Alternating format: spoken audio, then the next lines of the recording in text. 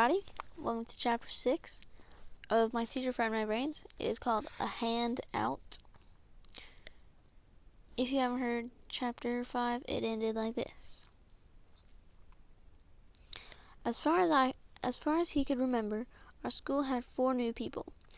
The first one was none other than Manuel the Man-Catcher Ketchum, who had started working here last January.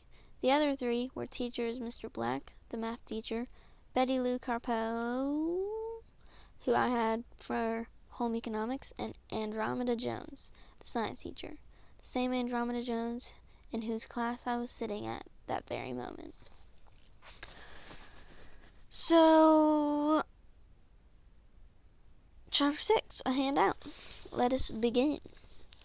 I began to pluck at the strands of flesh-like stuff around my wrist, hoping I could get rid of them before the bell rang. I didn't have a chance to find out if I would have made it. 10 minutes before the period was over, the phone on the wall started to buzz.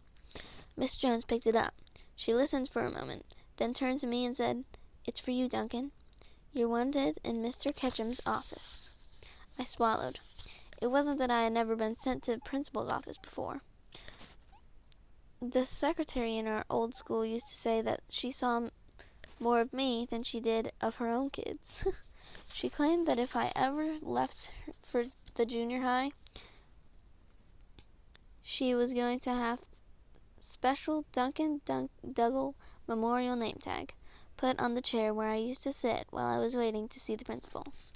Unfortunately, Mr. Ketchum was a lot tougher than our old principal, and he had already taken a dislike to me. My plans for doing better this year were going down the toilet fast. "Duncan," said Miss Jones sharply, "they're waiting for you." I sighed and stood up.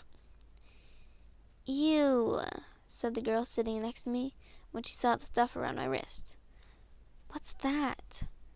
"Skin disease," I snapped, "but it's not catching, unless you get too close to it." Then I lurched toward her so I could watch her jump. I figured it was the last fun I would have of the day. Maybe the week. Maybe forever, considering that Mr. Ketchum was one of the people who were on my alien suspect list. As I walked out of the science room, I wondered if I was being called to the office for the fake fire drill because of the alien glove, or for some other reason altogether. More important, I wondered if I would ever leave Mr. Ketchum's office alive. It would be easy enough for him to do some alien nastiness to me and then claim that I had never showed up after he called for me. Suddenly, not showing up seemed like a good idea. I turned and headed for the back door of the school. I had only gone about 4 feet when I heard a deep voice say, "Thinking of leaving us, Mr. Dougal?" I swallowed hard. Had the man-catcher read my mind, or did he just know the kind of thing I was apt to do? Either way, things were getting worse by the moment. "Me? Leave?" I asked, trying to sound innocent. I turned to face him, then started a story about going to the bathroom before I came to the office. I could see by the look on his face that he knew it was baloney. That he knew I knew it was baloney. That he knew I knew he knew. So I shut up and followed him down the hall. "Take your hand out of your pocket," he said, once we were inside the office. "I can't." "Why not?" "Skin disease," I said. "It's really awful. You don't want to see it." The man-catcher gave me a look of disgust. "I have a strong stomach. Take your hand out of your pocket." "No." The man-catcher looked frustrated. "All right. We'll come back to that. Right now, I want to move on to other things. This morning I received a phone call from a woman named Honey Flint. Do you know her?"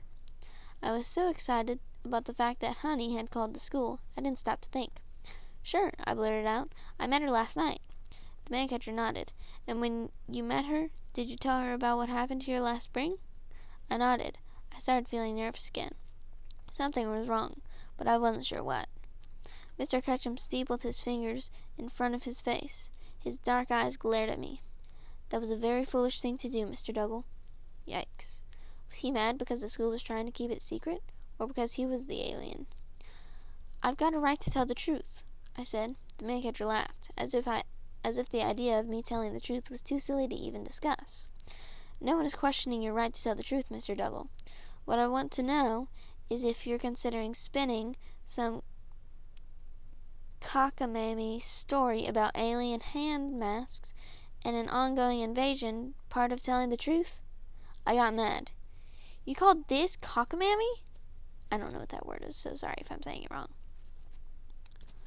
I shouted, pulling my hand out of my pocket and waving it in front of him. No, said Mr. Ketchum. I call it purple ink, the mark of a person who has pulled a false alarm. 2 false alarms in this case, since the nonsense you spun out for that newspaper woman counts as a false alarm as well. I stared at my hand in horror. The glove was gone. Every last shred of it had disappeared. The only thing left on my hand that didn't belong there was the purple stain. Did you do that? I asked, staring at the man-catcher. He looked at me in puzzlement. Do what? Make the glove disappear. You know it was there. You know it. I was shouting now, partly because I was frightened, and partly because that's what I do when I get in trouble.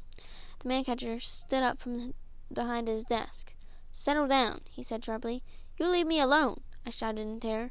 Duncan, sit down, he bellowed. I sat. Then the talking started. First the man-catcher lectured me about the danger of false alarms. Then a policeman came in and lectured me. Then a fireman came and did the same.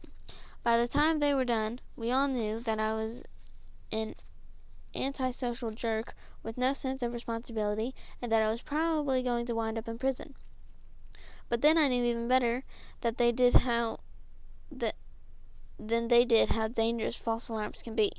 Because of that stupid fire drill, no one was willing to believe me about the alien. Every time I tried to bring it up, Mr. Ketchum accused me of trying to take advantage of a tragic situation, meaning Peter's kidnapping, and told me to shut up. Was he doing that because he didn't believe me, or because he was the alien?